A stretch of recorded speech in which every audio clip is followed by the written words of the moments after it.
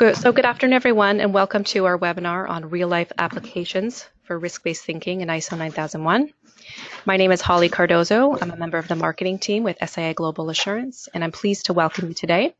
Our speaker today is Khurshid. Khurshid is one of our trainers, consultants with SIA Global.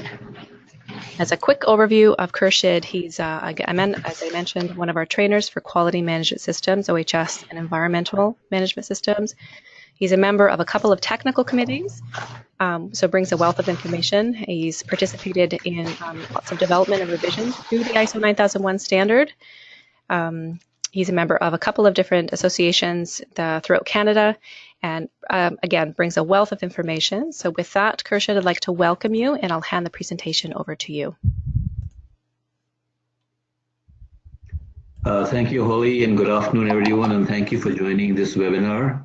We'll try and make it as interactive as possible, but we have a limited amount of time.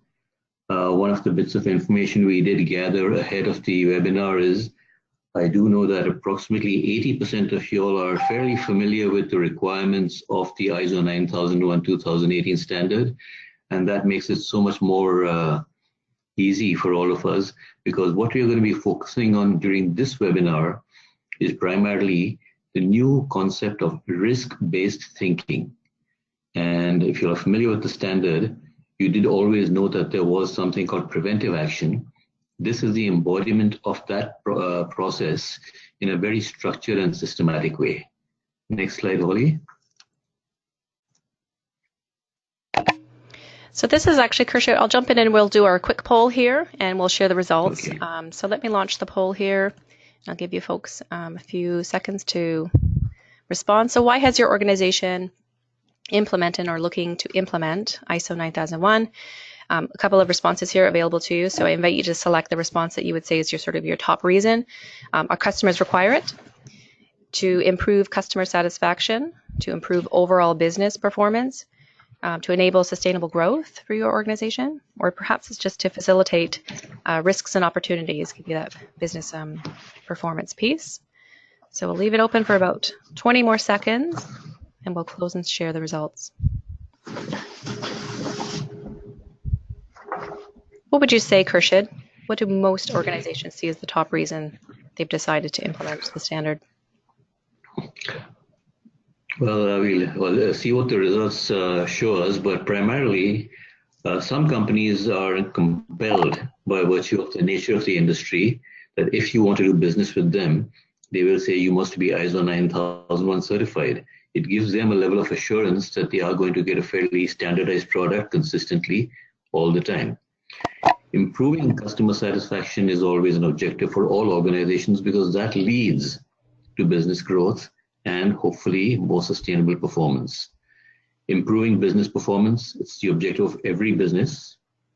Sustainable growth as well. You want to stay in business and facilitate risks and opportunities is something that's new. Yeah, for sure. We don't do any, I'll just share the results here. I'll let you speak to them. So 41%, unsurprisingly, improve overall business performance, followed by 35% say our customers require it. Yes. So, and it makes sense. Facilitating risks and opportunities, I'll start from the lowest score there. Doing that is great, but what's the purpose of facilitating risks and opportunities? It's to improve business performance. What's the point of sustainable growth? Overall, for the viability of the organization, improving customer satisfaction, low score there. That is not the primary driver, but you always have all of these components. In essence, all the bottom four are something that companies need to do in order to grow your business. And if you look at the next slide, we'll have another question there, but we'll discuss that more than anything else. So, we wait for the next slide to pop up here.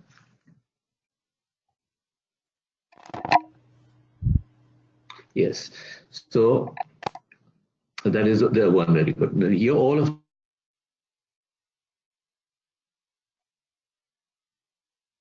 contribute towards a key component.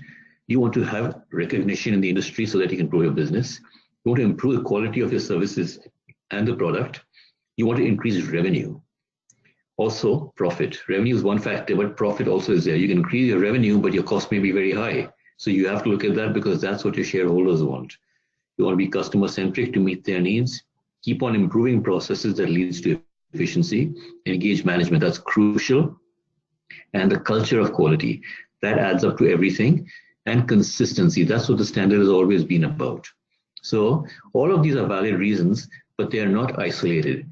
You have to implement them as a continuum and as a complete package, because that's what's going to work. But the one area where companies very often have been falling down is in this risk identification and considering the opportunities process. We had this as preventive action earlier, and it was done in some organizations fairly well, but they didn't know they were doing it. Every organization continually tries to improve. And those are called preventive actions in some cases. In some cases, they're improvement actions. So we need to have structured method to keep on continually making our business better and identifying where we can have better business advantage. Next slide. Here is the big question for us. What is the purpose of a business? And I'll go through these one by one. These are all questions. And why, if you have a pen or a thing, think of it in yourself. Is the purpose of my business to meet customer needs and enhance customer satisfaction? Make your answers in your mind mentally because you won't have the time for polls for all of these. In essence, this is a vehicle for improving business. It is not the primary purpose of the business. So if you have happy customers, that's great. I could make them very happy by making my prices very, very low and give them an excellent service, but I may not be making money. What's going to happen is I will go out of business. That's not the purpose of a business, to go out of business. They want to sustain and grow, make profit for their partners, owners, and make sure their employees stay employed. Grow the business and get more customers. Again, I can do that. Get more customers and keep them by really giving them a great service, put the prices really low, but my people are not happy because I'm not paying them enough. That's the only way I can keep buying more product to sell. So growing the business is one thing, but at any cost? Absolutely not. Deliver products or service to customers. That's something they all do. But that's not the purpose of the business. That may be the purpose in some non-profit situations. But if that's the case, then there still should be value for these stakeholders. And we'll come to that in a few points down the line. You have to comply with legal requirements. That's not an option because otherwise, if you don't, you will shut down the business. The regulator will shut down the business. But that again is not the purpose of a business, to only comply with legal requirements. You could comply with legal requirements and not be doing other things as well. So your business basically to protect the environment, these are all components that are necessary to ensure the viability of the business and the continuing operation of the business. Maximize profits, I would say yes, that is a very important purpose for most organizations. The overwhelming number of companies, in order to grow, they want to maximize profits and thereby reinvest in the business and grow and continue to sustain the business. Innovate, create new ideas, all of that needs investment. Where does the money come from? From profits. So you reinvest the profits into your business and keep on going. If it's a not-for-profit organization, the objective is not for profit, but you still have beneficiaries who are donating money possibly, maybe for Habitat for Humanity or maybe a children's shelter or a food bank or whatever it might be. So people are pushing money into that, donating for that. So the stakeholders in this case are people with the good intentions who want to help others. But they also would want to see results. So delivering value to stakeholders and interested parties would be the primary the purpose of the business. Delivering value. What that value is depends upon who the stakeholders are. So that's the primary message for this. You have to make sure that whatever you do it, you use the resources you have wisely and you deliver value to your stakeholders. If that value is just a service, for example, making sure the food bank feeds so many people and does it fairly and equitably, that may be what's the intent. The purpose of the business has been served. The money that will be donated has been properly used. In other cases, it may be, I just want to make sure that I am invested in this company. I want my shareholder value to increase. I want the company to perform well. So now profit is the intent. Profit leads up to the stock market value. And that's how businesses work. And that's how they have more capital as well to invest back into the business. The purpose of business is not all the altruistic things that we like to have, customer satisfaction and so on, but all of these components are crucial parts of the overall package of succeeding in business. You have to have all of them together. Great. So now, how do we achieve this business advantage in using risk-based thinking, so to speak? I'd like you to make a note of this one slide and just follow these next few slides very, very carefully. This is the heart of the risk-based thinking model. 4.1 is the clause number, 4.2 and 6.1. These three clauses as a triumvirate are a representation of the preventive action approach that we were accustomed to earlier. We had this as a clause, the organization shall implement preventive action. And we did that in some form or the other. But now we have a systematic, structured methodology defined by the standard to use this. The first one, understanding the organization and its context, understanding the needs and expectations of interested parties, and then taking actions to address risks and opportunities. We'll go through each of these in significant detail and we'll understand the context. Context is a new word as well. It's a broad term and it's very, very important. So if we look at this next slide now, we'll start getting into the details of this component here. Okay, so what these three clauses taken in conjunction will do is it'll enable an organization to identify factors that could cause deviation from planned results. So you're always looking what could go wrong over here. And then you'll initiate controls for those situations, but also minimize non-conformity. And also when you say what could go wrong, we should be asking, by doing this, is there an opportunity to do something better as well? Opportunities. Risk and opportunities are two sides of the same coin. And we have to start thinking along those lines. It's not about only cutting the bad portions out. It's also about enhancing an opportunity when you see one. So this is the principle. We move forward now with some more work on this. Here's the key component. The most important one word in all of this is the word issues. Understanding the organization and its context means you identify all potential external and internal issues that are relevant to the purpose of the organization. Issues is normally used in the negative context, but it can also be positive. You see that in the little blue box on the right-hand side. Risks, opportunities, changing situation. In today's very, very competitive world, you have to keep on coming up with something new. Innovation is a very important component of business. And every time you innovate, you're making changes. You try something else. What happens when you make changes? Typically, something may go wrong. It's very likely. Every time you make a change, there's a likelihood of something being done incorrectly, because that's normal. That's human nature. We're learning. And we're walking into uncharted territory sometimes. So we have to be watchful. The first thing we do is, what are the things that can go wrong in my business from an internal perspective or an external perspective? And I'm talking about relative to the purpose of an organization. So hypothetically, literally hundreds of things can go wrong. The people don't show up to work. We can't manufacture. We didn't get the goods.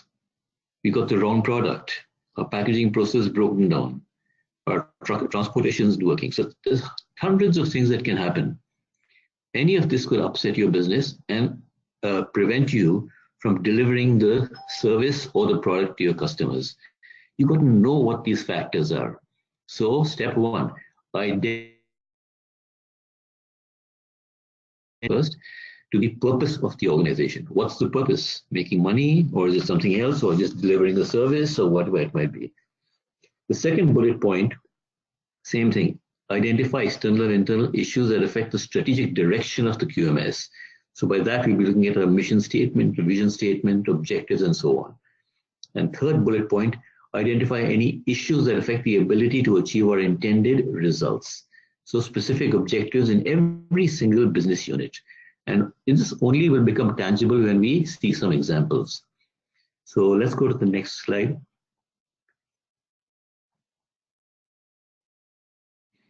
Four 4.2 is now, we know what the issues are. Now, issues don't happen by themselves. Let's take an example. I am not getting my raw material in time. I ask the question, why? Who are the interested parties involved in supplying materials to me? That's my suppliers. So now I have an issue of not getting this, and I have an interested parties. I would have to know the interested parties who are associated with each of my issues. If I don't know who they are, I don't know where to start with my solution. I'll be groping in the dark, literally. So I need to determine who the interested parties are that are relevant to the QMS. Determine what they want or what they don't want. And when we look at the examples, it'll become much more tangible. Are they in my favor or are they against me? Are they my competitors or are they my collaborators? I need to know all of these interested parties. One of the most interested parties, of course, would be the owners, shareholders, our workers, our employees, the community. They all have an interest, but the interest could be either to help your organization or possibly to hinder your organization so that they can succeed. So these are your competitors in some cases. There are people who say, I want to look at your product. Can I take a look at it? And can I see your design department? And can you share this with me? Yes, you share it with them. They've taken all your design ideas and you are now left hanging because they have done a better job than you have. You need to constantly monitor and review this information and what their relevant requirements are. So this is a very important second clause. But now you've got an issue and you have the interested parties. You've identified these two and understood what they want. What do you do with this? Now you have to start about looking at a solution. Next slide. That means you've got to take actions to address the risks and opportunities. So the combination of your identifying the issues and the determining of the interests of these interested parties and what they want, that's what's going to be crucial. So consider the issues in 4.1. Consider the requirements and the needs and expectations of the interested parties referenced in clause 2, and determine the risks and opportunities. Let's take a simple example, and that will show up in one of the slides as we go down the line here. Let's say there's a new regulatory requirement coming up. That's a potential issue for us because that means we may have to invest in new equipment. Now, the next thing would be, who are the interested parties, the regulators? Can we control that? Can we influence that? Or do we have very little say in the matter? Assuming there's a new transportation company coming in here, and they are going to be disrupting your flow of equipment. Is that a factor for you? So anything happening, you've got to monitor it and then act appropriately. So the whole idea of all of these actions is to make sure that we achieve our intended results, enhance desirable effects, and prevent undesired outcomes. We go to the next slide for some more tangible information now. So these three slides are the triumvirate to basically look at the situation. 4.1, determine the external and internal issues. Step 1. Step 2, what are the needs of interested parties? Let's take a look at the little mouse that's trying to grab a piece of cheese over there. He's wearing a hard hat. He knows there's a risk now, obviously. And he is obviously looking at it. Who are the interested parties here? Well, the mouse wants to basically get the piece of cheese to feed his family. The person who put that mouse trap over there doesn't want mice in their home. So they're interested parties, but they're working against the interests of the mouse. So how is that going to work out? He's taking some preventive measures by wearing a hard hat, but is that good enough? Who's going to take the action? And they're both parties here. It's a bit of a funny thing, but we have to make that more tangible in our business context. Next slide. When you look at risks and opportunities, you have to obviously look at the lowest risk to the organization and the maximum opportunity. One very important component to keep in mind is that there is no requirement in the standard for formal methods of risk management or a documented risk management system. You only have to demonstrate that you are doing this. And auditors will ask and companies ask, how do I demonstrate if I haven't documented it? Let's take an example now. Here's a company. They've been in business for maybe about 40 years, and they manufacture electrical equipment, large motors, commutators, armatures, and so on. And they have been working for a long time. Their employees have been with them for its inception, some of them, 30 to 40 years. And now some of them are going to retire soon. They have to import copper for their manufacture of these things. And they have two major suppliers, both of them in Asia. So I asked, is that a good situation for you? And they said, not really, but we had them for a long time, but sometimes we have a bit of a delay in getting the raw materials. It affects our ability. So I said, what do you think about it? He's saying, yeah, we thought about it. And last year, what we did do is we thought we should have one or two more suppliers to balance out the likelihood of something happening with one of our suppliers, and we don't have raw material coming in. So they identified two more suppliers in South America now, a little closer than Asia, where they were, and they found it was very convenient, but they did make sure that their long-standing suppliers weren't adversely affected to a great degree. And they continued business.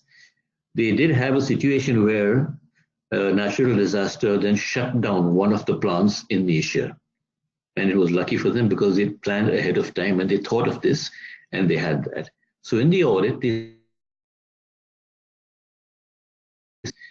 you did some thinking about it and you actually got two more suppliers on board. So that demonstrates that you have actually taken the approach. What was the issue?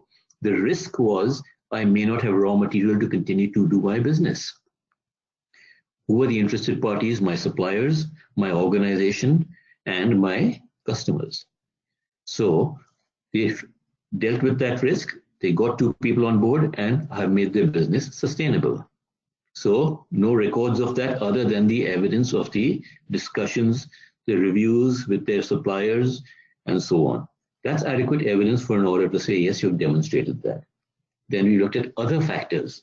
What are the other things in your business? What are the other issues you're facing? Well, there's a very special kind of commutator that we manufacture, and two of our people who've been with the company for 40 years now, they are the only two guys who know how to do this job and how to exactly get the stuff as per the old drawings. They're both retiring next year. Aha. And how much is that of part of your business? Oh, that's about 30% of our business. What are you doing about it? We've got some of our younger people now, and they are being apprenticed basically, and will be working full time with each of these two guys. So we're getting two more people on board, but we're thinking of a third one as well.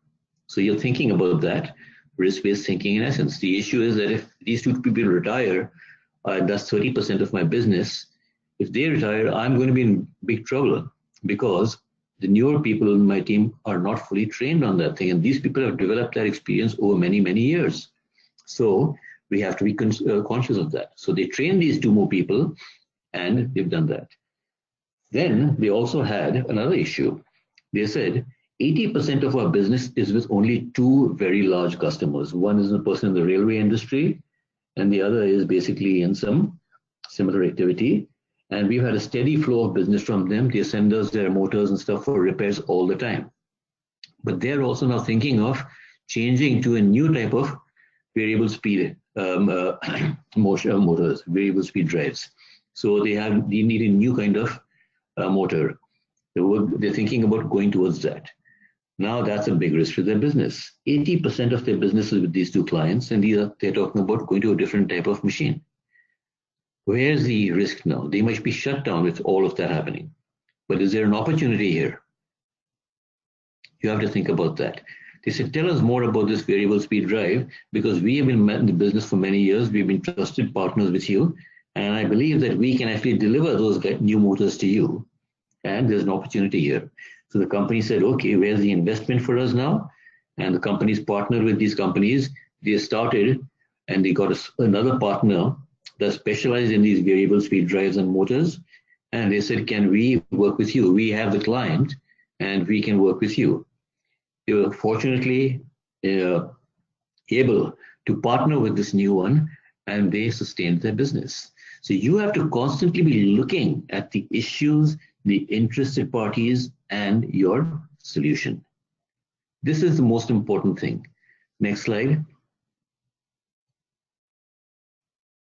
Here's 4 different options when you have your risks and your opportunities.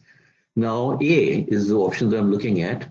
The risk seems fairly low at maybe about 24 if the scale is 0 to 100, and the opportunity is pretty high over there.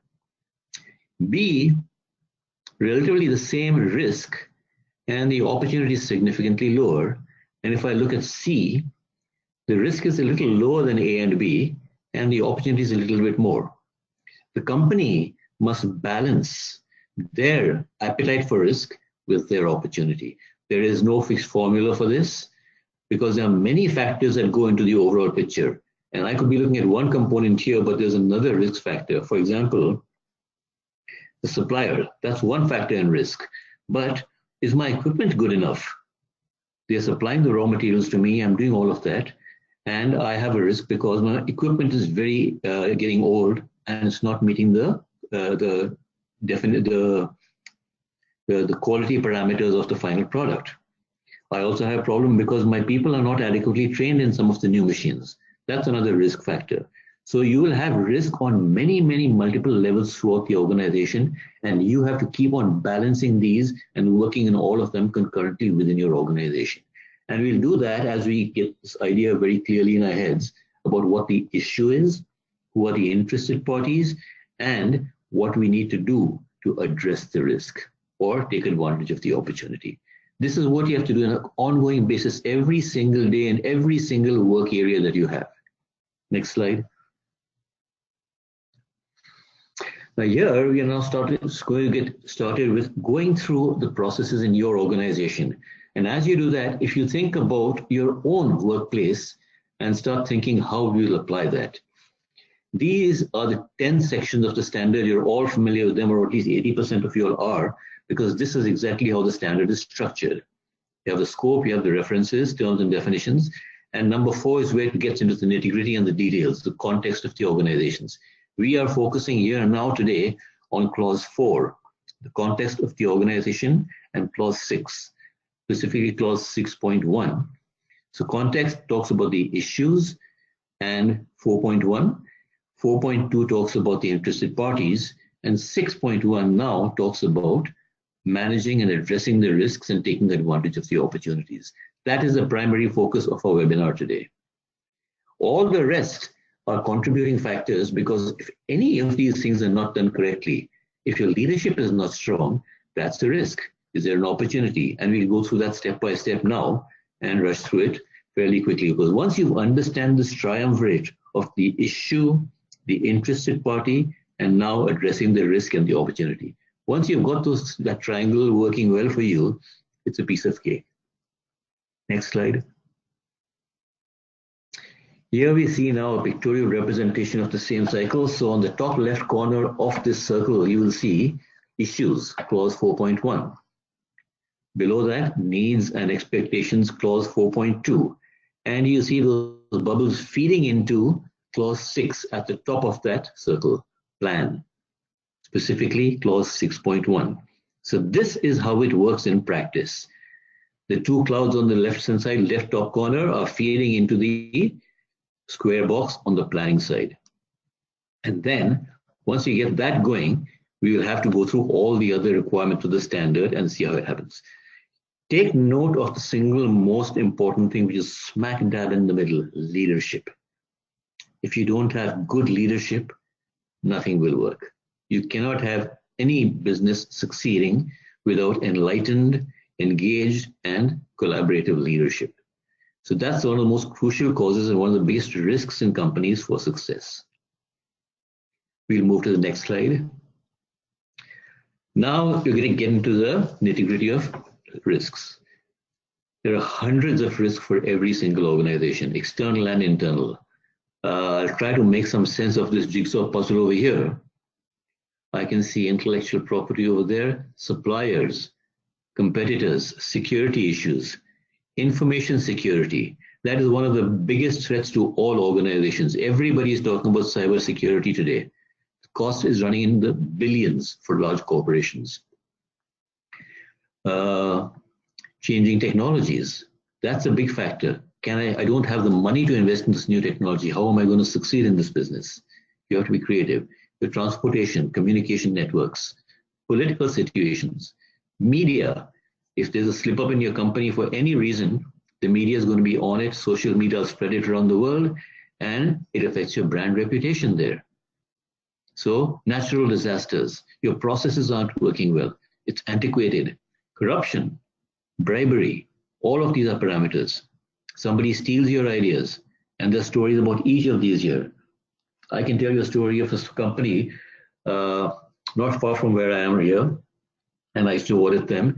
They used to make small motors for all the automotive industry. These are window wiper motors and passenger cars for the windows, rolling up the windows.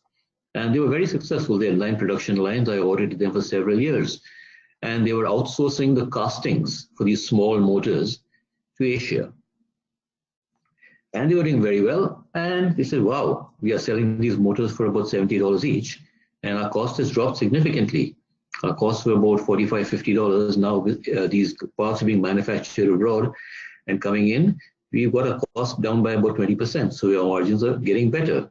Very nicely, worked out very well. So they kept on doing that. And somebody said, why don't we get them to manufacture the actual armatures and the coils as well? And they said, wow, yeah, why not? They do a pretty good job on these castings. So that was the next step. So the next year, they had done that as well. And their cost went even lower down. But they had a few defects coming in. So they said, okay, what we'll do is we'll increase our internal inspection, final inspection. And they found that some of them were failing. Company in Asia said, don't worry about them, just scrap them and don't pay us for them, no cost. So they built that into their selling price apparently. Well, that worked well. And then they said, okay, you guys manufacture the whole thing for us now, year 3, and ship it to us, and that's good for us. Well, that worked out well. And then they found out that not many people are buying their product. They had a high percentage of failures, but the company said, if it's a bad motor, replace it for free to your clients, and we won't charge you for that. Worked well. Soon after that, they found out that people weren't buying their motors anymore, but it was a new company about 2 kilometers down the road, had a large warehouse and a sales outlet distribution. And they had contacted all of these companies' clients and were selling these motors for them for $40 or less. What had happened? Their intellectual property had been taken over by this company. They were shipping the stuff now. You want them, but we've also got our own distribution outlet here now.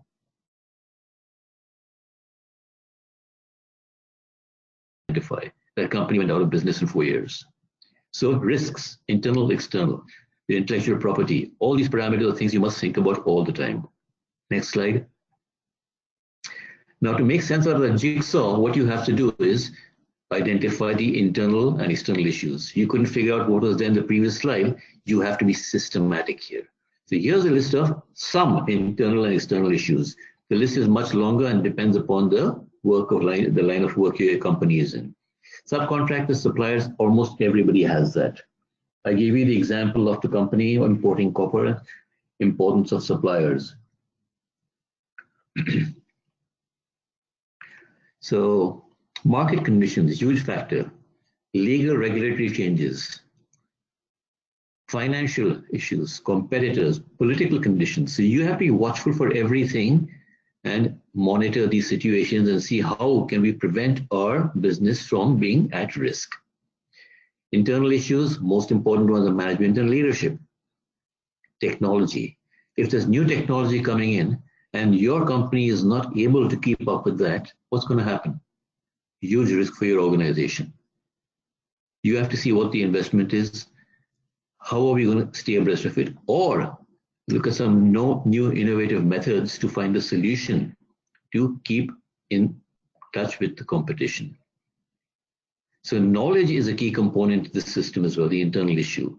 You have your chief designer, and he's been with the company or she's been with the company for maybe 15 years, And they are the ones who are developing all the new products.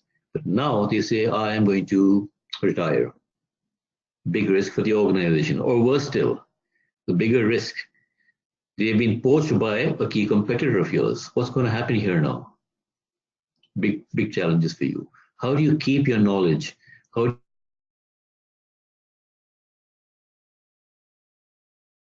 do you keep the competence within the organization? Huge challenges internally. What about the equipment, aging workforces, the workplace culture? Is it a collaborative workplace, family-oriented, or is it a very, very stressful workplace where people are rotating all the time, people are coming and going? All of these things are key internal issues that must be managed. The work environment as well. Mental stress is one of the biggest hazards in the workplace today. So all of these things you have to be thinking about and quantifying them as best you can and thinking, what is the biggest issue we need to work on at this time? And you have people working in small ways in many, many areas concurrently.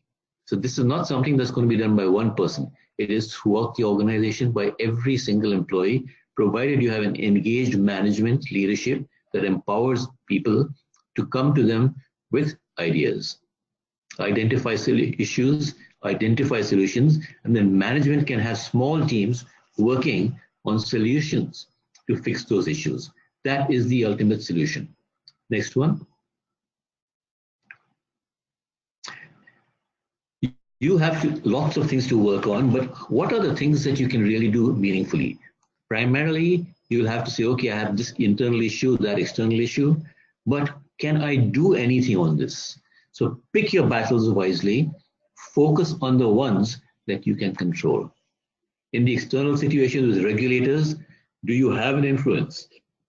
If you're a large corporation in the electrical industry, or if you're in the manufacturing industry or transportation or the hospitals or whatever it is, if you have people in your company who are participating in the standards or in liaison with the regulators or through your business group, you have an association, a trade industry association, can you all go together and influence these regulations that are coming up? In many cases, it may be possible. So keep all of these options open. Focus on the ones that you can control, also on the ones you can influence. The ones where there's no control or influence, there's not much you can do. Now start thinking. ISO 9001 is a case in point. When the ISO 9001 was first issued in, I think it was 1987, yes. That was a limitation and was perceived by a trade barrier by many countries around the world. Because at that time, they were exporting to Europe freely. But they said now, for certain products, you must have an ISO 9000 certification before you can bring it into Europe. And these were primarily things like medical devices, pressure vessels, kettles, electrical appliances, and so on. Because they said, I don't want something to be imported into one of the countries and then driven into another country where we have much stricter standards. So that was perceived as a trade barrier. So what did companies do? I already export to Europe. I need to find out what this 9001 is about. And many of the companies were early adopters and they said, I'm going to go for this. So they got certified to 9001 within the next 2 years and they just their business kept on growing. That risk of being perceived that, okay, they won't buy my product, they overcame that by saying, I will adhere with this new requirement, I'll do it early, and they kept on growing their business. So risk, opportunity. Think of it in this way all the time. Next slide.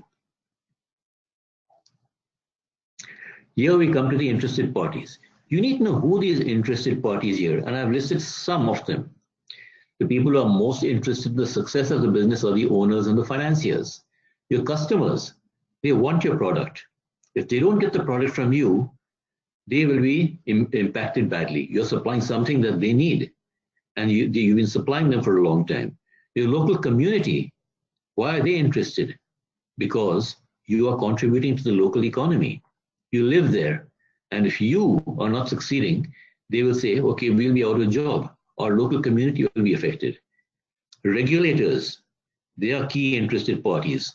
They want to make sure you do things right, and they will take into consideration the needs of the community as well. Your suppliers are interested because if you keep on buying from them, they are also staying viable and sustainable. Your contractors, employees, Labor organizations, unions, your competitors, they want to see you fail. They want to know what you are doing. How do you protect your information from your intellectual property? They'll be posting, okay, I can see some very good people, and who's the key person in your design department? They're looking for these guys, your industry associations, lobby groups. So what are their needs and their expectations? You need to know what these are so that you can identify and plan a solution. Next slide. You have to define the scope of your QMS, and I've included this more for continuity of the standard context. So you need to define this. It's not a really big one, but your scope must consider the external and internal issues and these interested parties. So you need to keep these within your QMS so that you can manage these parameters. Next slide. Yeah, this 4.4 is basically everything about the standard. So what is the quality management system? It asks you to establish, implement, maintain, and continue to improve your quality management processes. So what are the processes needed? How they'll be applied? Inputs, activities, outputs, sequence interactions, how the job is to be done, what criteria it must meet. This is the standard of quality you want. These are the timelines for delivering product. We have monitoring methods. We have people to do the job. We have equipment to do the job, all the resources. We have defined responsibilities. This is the standard in its entirety, in essence. So this is not one that we can take on in isolation, but all of the components that we actually work on with identifying the issues, the interested parties, and the risks and opportunities fall under this component. And 6.1 is the one that we'll be focusing on next. But leadership before that. Next slide. Now, here's the situation. You have the green boxes on the top side, planned inputs, activity, and the desired outcome. But sometimes from the activity, you have the red arrow shooting out and an undesired outcome. Non-conformity is what we call it. So that's one of the things. Sometimes you have an unplanned event and an activity and an undesired outcome. But sometimes you also have the little yellow arrow, which gives you a desired outcome. And a case in point that I was told by my doctor recently, he was talking about medication for hypertension. And he said this medication actually was for hypertension, but they found out that the people who took this started growing hair a lot, and it wasn't working very well for hypertension. And this medication is minoxidil, or Rogaine as people know it. It didn't work very well for hypertension, but the undesired outcome or the unplanned event led to a desired outcome, and that is now minoxidil or Rogaine, one of the world's largest things for hair growing hair. So many medical things as well have had an undesired outcome initially, but it turned out to be a desired outcome. So keep your mind open when something doesn't go wrong. Could there be another avenue as well? Next slide. Most important slide of things from a risk perspective. Top management, leadership, and commitment. These are key components that management is not allowed to delegate. Take accountability for the effectiveness of the QMS. They have to show leadership. Promote the process approach and risk-based thinking. Management has to walk the talk on this second bullet point. Process approach. They have to tell them of the importance of effective management systems and conforming to the management system. And risk-based thinking. They have to walk the talk by talking to people, managers, and empowering them to use this risk-based thinking model. It's a requirement of the standard now, and they cannot delegate this. Engaging, directing, and supporting persons to contribute to the effectiveness. Engaging, directing, and supporting. Small words, but crucial impact.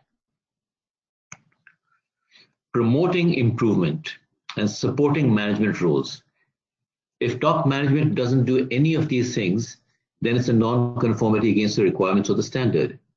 Previously, we had a management representative who all of these things could be delegated to. The new standard, we've been using it for over 3 years now, but people say, I passed this on.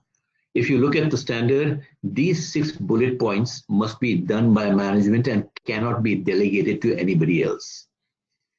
The next slide will show you 4 points which can be delegated. Top management must ensure that policies and objectives are established, compatible with the strategic direction and context. So now they can say, yes, I expect all of my local departments to work on policies and objectives. Top management will possibly review it and ensure that it's in line with the overall strategic mission and vision and give guidance. But they don't have to do it themselves. They only have to oversee it and authorize it. Integration of the QMS into business processes. They must ensure that it happens. So what will they do? They will have somebody who's responsible for integrating the QMS into business processes. It only makes sense. But they must ask the question, how are we doing with people? Are people using these tools in their day-to-day business? Are resources available? They must make sure the funding is available. They must make sure that people are there. So if a manager in a certain department comes and says, I don't have the time to do this work, I need maybe a part-time worker 3 days a week. And if that resource is not available and it's going to affect the quality management system or the product or imposes a risk to a product, then management has the accountability to ensure that the resources are made available. And finally, that the QMS achieves intended results. Next slide. Here's the 6.1 again. So we are following the standard 5, section 5 we've looked at, actions to address risks and opportunities. So we've talked about this at length, which is the risk-based model. Quality objectives is what we'll work about. If your objectives aren't really meaningfully relevant to your business. I've seen companies, transportation company, for example, they said, we want to have a 96% on-time delivery. And we define 96% on-time delivery, or rather on-time delivery, as being within plus or minus 4 hours of the promised delivery time. But they weren't meeting it. They were hitting about 93 to 94%. What did they do the next year? They said, we changed our objective, and we said our objective is to meet our the on-time delivery for 93% of the time. Who are they fooling? Are they really trying to improve? So risk-based thinking wasn't working for them. What did their customer want? Who were the interested parties? Were there other truckers who could do that better for them? These are the factors that affect your business. So effective quality objectives and how are we going to meet them? I had another company that had a lot of non-conforming material, manufacturing parts for the automotive industry. So here they are, what 10 to 15% of all of the parts were not really well finished. So now I said, you aren't really improving the quality of your product and your customers are complaining about these things. So what are we doing about it? So they said, we have about a 15 to 20% defect rate and we have to rework all these parts. So we're going to improve it by 10% next year. I said, okay, how do we pick the 10% number? We didn't really know, but we think we can do it, so we'll figure it out. Very good. Next year when I went there, I said, how are your defect rates? Oh, well, it used to be about 15 to 20% now. It's down to almost 3%. We really made a big difference now. It's terrific. I said, what did you do? Well, we started looking at planning and how to achieve the objective. We found out that the problem was in the punch press, the dies, or power presses, because we found that we're using these dies for about 30,000 strikes, and most of the defects were happening towards the tail end of the die when the die is getting blunt. So their burrs and little edges were not in good quality, and we had to reject those, and we had to rework it. So now we send the dies for refinishing after every 25,000 strikes, and now our rate has gone down dramatically. So take actions to address your risks.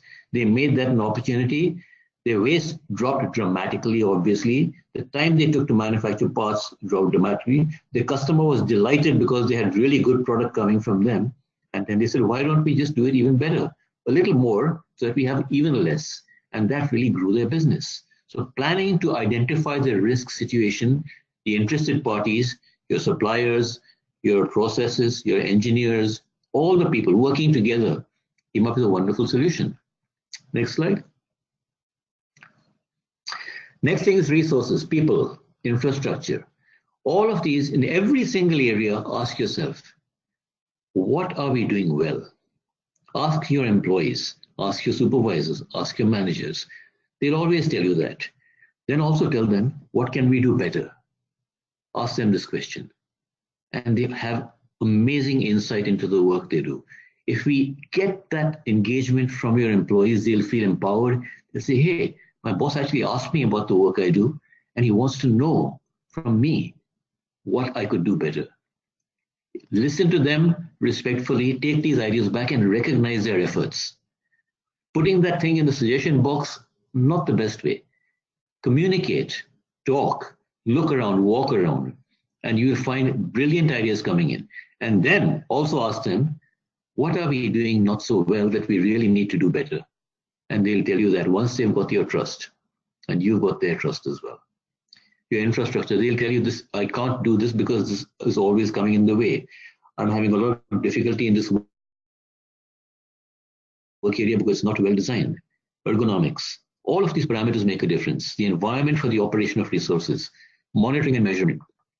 You think you've been shipping your client this chemical in 40-gallon drums, and you're actually shipping only 37 gallons because your monitoring equipment, your flow meters weren't accurate. You have a big complaint now and they say, we want to charge you back and we got a big complaint over here. Or you're shipping more than that.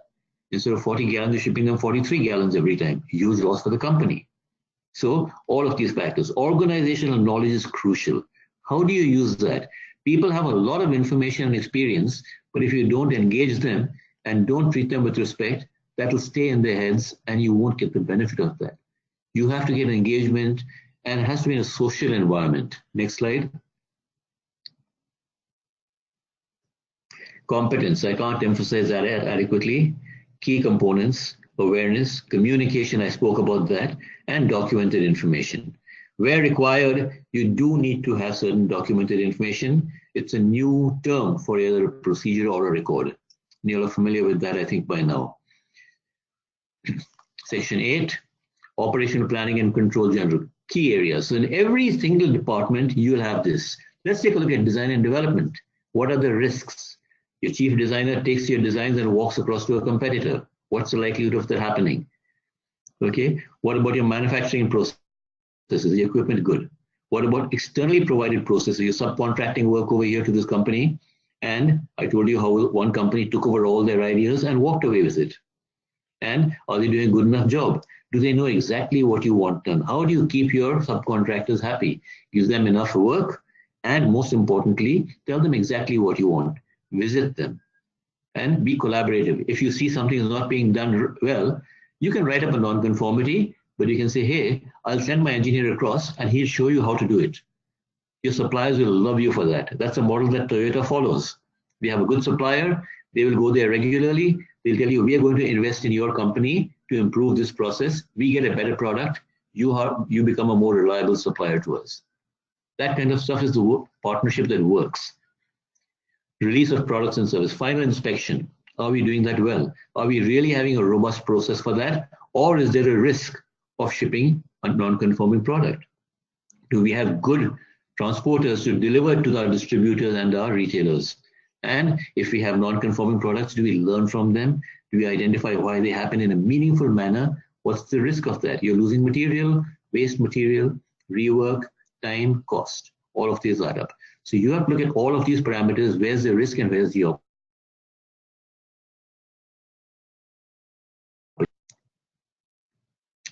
And number 9, monitoring, measuring, analysis. Here we talk about internal audits. Are we doing that well? Do we have good, honest feedback from customer satisfaction? I can tell you when I go to hotels, if I say everything was really good, they say, would you like to sign a guest register and give us your remarks? If I said not really, the room was a bit drafty and the air conditioner was noisy, I will never get that little book. So they are being selective in what the customer satisfaction is. We're not listening to the facts.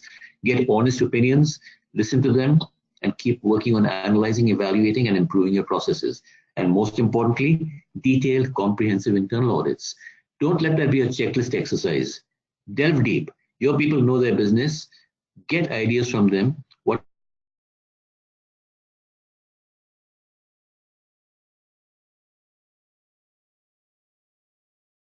is, and look for improvement.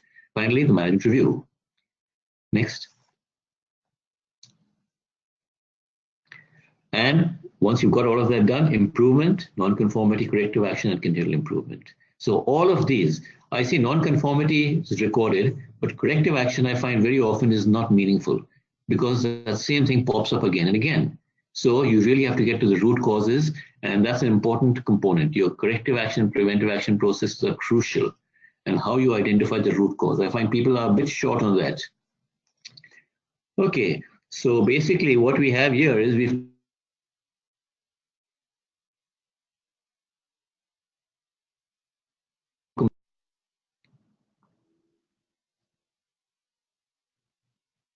Holly, over to you. Thanks, Kershid. Alrighty, so we have a couple of questions here. I'll just remind everyone that we're going to send out a link to the recording as well as the slide deck within 2 business days, so you have that to reference here. Alrighty. And the other thing I'll mention is we have a couple of upcoming webinars that might be of interest to the group, so I'll send it through the chat, and if you'd like to register, you're welcome to do that. Okay, so a couple of questions here. Our human resource department is struggling to find ways to document risks. Can you provide any practical examples from an HR perspective? Okay, so the HR department will very often be looking at things like the right hiring process. That's a key component. Your people are your most important asset, no doubt. And now, when they want to hire somebody, for example, if that's one of their parameters, they would have to get input from the hiring manager as well. So is that properly described? So do we have proper job description? What are the tasks? What are the limitations for the jobs? What are the skill expectations? If all of that is clearly defined, only then will you get the right candidate. So typically this is done fairly well by most companies. Now, in addition, you're going to be looking at something else as well. How good of a fit is the employees into the organizational culture? How do you evaluate that? That is where the intangibles come in. And there are tests and so on that people can administer. And if they say that we've gone through these, then they have a method to identify suitable candidates. They will have somebody else possibly identifying the competency requirements, the skill requirements, qualification requirements, and work on that systematically. This is the single most important activity, I think, of an organization. I knew a company that I used to work, Audit actually, a construction business, but he said, I will interview every single employee regardless of the job. I want to know how they fit into my company. And this was about a company of 500 people. So anytime anybody hires, leaves, and he made sure there's a good fit culturally. That's what he focused on. So different companies have different modalities. On the HR side, typically it has to be fairly structured because you do want to make sure that when you invest so many hundreds of thousands of dollars sometimes in hiring key people, you want to make sure that they stay with you and are going to be a good fit for the organization. Yeah, okay, good. We've had a couple of comments in here. One of the suggestions is really quite interesting. And consider whether you're having high turnover, unexpected leaves could also be risk-based thinking and documented, just as a suggestion. That's great, thank you. Absolutely, yes. Do you have a good example of how to define the context of your organization? Okay, let me see here. I know that's it. Yeah. Well, you got to start typically with your internal issues. That's something that you have typically in your control. What are your organization's strengths and the weaknesses? So you start by looking at, okay, is our people resources our strength, or are we famous for our innovation? Is our workforce in a proper pay range, or are they leaving our company? You talked about turnover, for example. So where are we in the context of the organization? So start with the internal issues, and in some cases, if the external issues are very pressing, you've got to take a look at that as well. So staff retention is a factor, competency levels, solvency of customers. Who are your customers? Are your customers staying with you? Are they been with you for a long time? Is your customer base growing or getting weaker? How about your financiers? These are the key internal issues that you should start with, and then start expanding the net far and wide. On the external issues, you look at legal and regulatory always, and the most important parameter is what are market conditions? What is the economic climate for your industry? Are you in the natural gas industry, in the oil industry, or in the electronics industry? Is it going up? Is it going down? Is there more of an interest for this? Communication is going to be a factor. Your competitors, what are they doing? Learn what they're doing. Keep your ear to the ground. What are your customers expecting? How do you know that? Talk to them. Feedback surveys are great. I get feedback surveys a dozen a day, literally sometimes. But you don't get the best. Get your salespeople to talk to your customers. What would you guys like? So now you're engaging your customers and working with them. Again, what is your customer demographic? Is it changing? Are you seeing that the games, the toys used to be for kids earlier, but now toys are bigger than anything else for the video gaming is for grown-ups? Yeah, it's another question. Sorry, I've just received Are we keeping our ear to the ground, and are we changing our product mix to meet those requirements? Yeah. A couple of questions, Khurshid, and trade associations and so on. Yeah, and on customer satisfaction surveys, if you have low submission rates, how do you obviously elevate the importance of those and gain more suggestions through that? I didn't get the last part. So how do you, if surveys are not being filled out, if you don't have few responses, how can you acquire more customers and increase your survey results? Yes. Yeah, and many people, you can incentivize that in some cases, but people will then say, okay, if you fill in this survey, you're eligible for a $500 lottery draw or something like that. You might get something like that, but that's not going to really be the ideal situation. Your best feedback, of course, are your customers coming back to you and talking to them.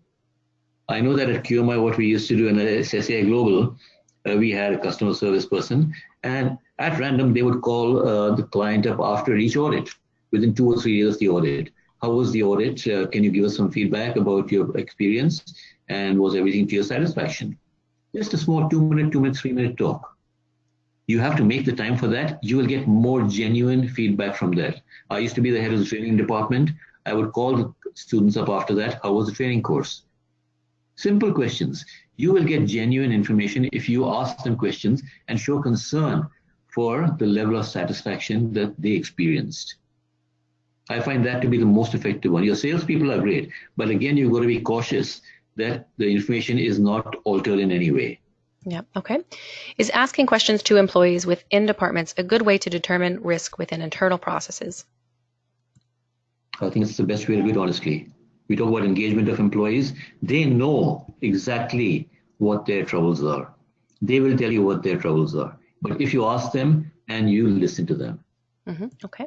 So that's absolutely the best way. Walking around, I had one company where the managing director used to be primarily in their office. For 3 years, he'd walk there maybe and have every 6 months a talk with the employees, a public talk in a forum, town hall or whatever you call it. And it was a very stable situation. Well, this person was moved to another plant. The new managing director came in. First thing in the morning he would do is walk around the shop and start talking to people. Hi, what's happening in your area today?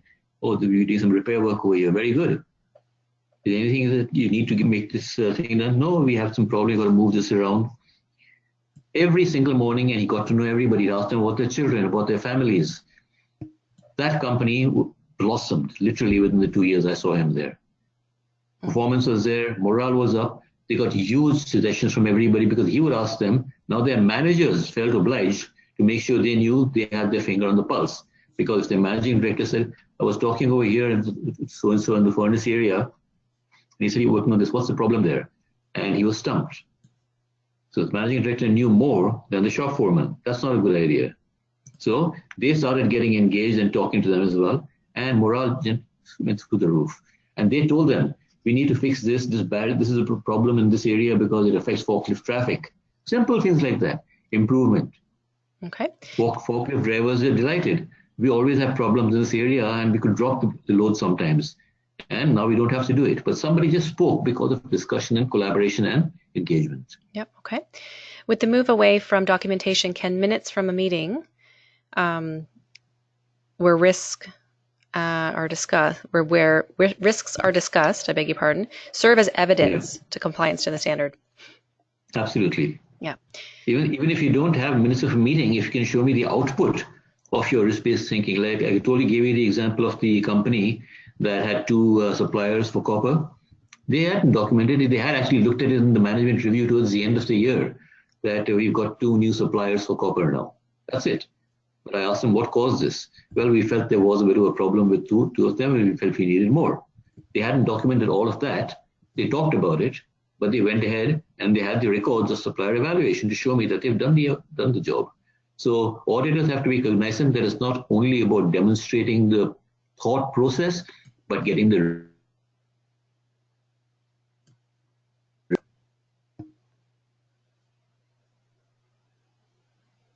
Any more questions? Okay. Let me just review here. So the comment here is that this year they put a line in the management review that all suppliers were reviewed. Is that sufficient? So sort of how much detail is required when we look at those minutes? Okay, now supplier evaluation is a very specific requirement of the standard that does require some more evidence of what kind of review was done. So in the management review, you can definitely do that if that's what they did. Is that what they did in the management review? There was a line, is that correct? That's what it sounds like, yes. Okay, so if that's there, fine. As an auditor, I would say, okay, can you show us the evaluation of suppliers, how that was done to say that they were reviewed? Can you show me the information? Who are the suppliers you reviewed and substantiated by a record?